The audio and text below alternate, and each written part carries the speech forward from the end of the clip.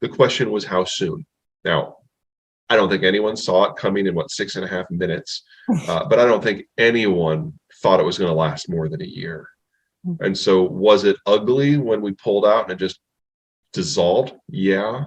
But some version of that was always going to happen, and we had known that for 20 years. And that's one of the reasons why we were there for 20 years, is no president wanted to be there when the Band-Aid was ripped off, because they knew it was going to be an embarrassment the next day or the next month or the next year.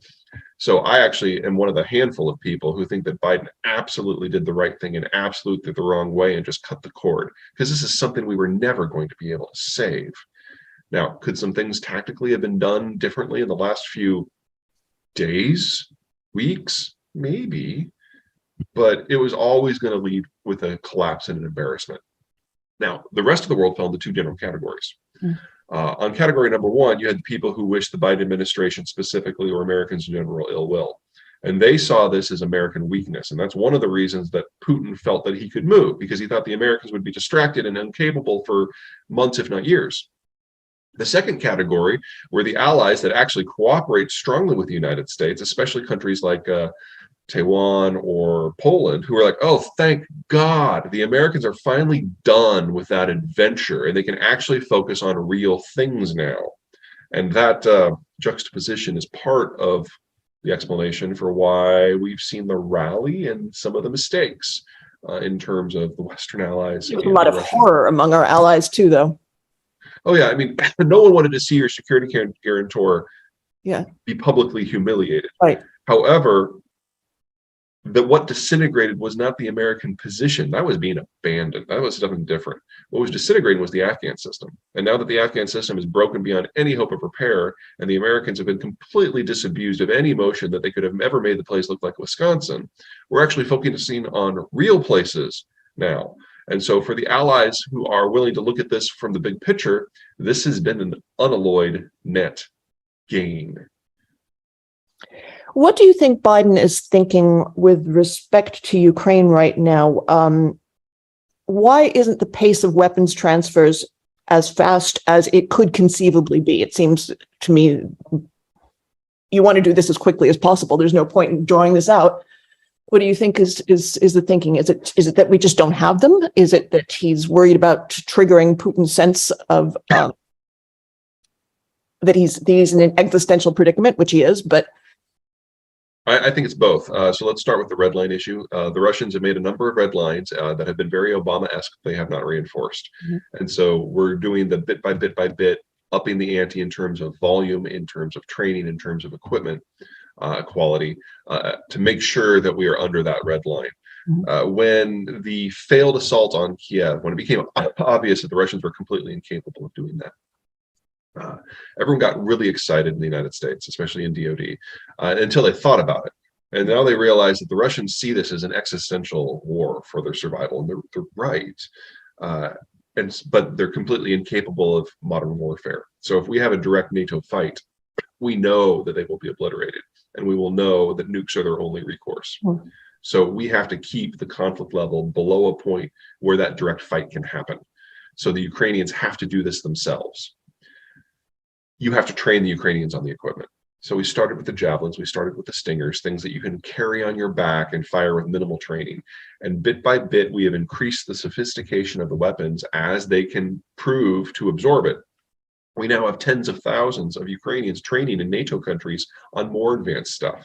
They're very studies. We built the pipeline, and it's getting better every day. And we're now, we're now in a situation in parts of eastern Ukraine where the Ukrainians have a numbers, training, and equipment advantage. Now, does that mean the Kharkiv offensive can be repeated the 20 times it's necessary to push the Russians out? I think it's too soon to make that conclusion. But we are seeing Ukrainians now with more and better and more accurate artillery support in some of these duels, where just 2 months ago they were outnumbered 5-1 and they were out artillery 10-1. That's changed. So I think the pace here, even if you're going back to like World War II speeds, this is pretty quick. Now, you initially thought that Kiev was going to fall within a few 6 days. months. How do Well, you, actually, I said Kiev probably within a month to 3, and all of Ukraine 3 to 6. where were you, what would you look at in retrospect if you wanted to predict what has actually happened? Where do you think the prognostication went wrong? Well, oh my God, that's a long conversation, but we'll do our best. Okay, let me start out by saying it wasn't just me. I was probably one of the more optimistic people out there that the Ukrainians would be able to hold out for a few months. Sense of nationality was weak, training was weak, corruption was high, equipment was poor, equipment was outdated.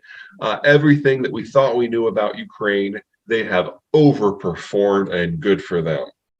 On the Russian side, world's second largest military, capable of carrying out multiple military operations, not on American scale, but still on different continents simultaneously. And you can literally walk from Russia to Ukraine. The Russians conquered Ukraine for the first time 300 odd years ago. They never gave it up since, until 1991 when their system collapsed. The idea that this was going to be an easy fight, I didn't think was all that controversial. And in fact, at the time, it wasn't. And they were able to capture the Crimea without firing a single shot just 8 years ago. So that was kind of the baseline understanding. We now have a much better appreciation of the degree of rot in the post-Soviet system. And it appears that in the military, it's actually stronger than it is in the civilian infrastructure. The person who is primarily responsible for that is the defense minister, Shoigu, who has been a personal friend of Putin going back to his time in East Germany. He has probably siphoned off a quarter of the defense funds for him and his cronies specifically, and he's created a culture of corruption that goes all the way down to the enlisted officer.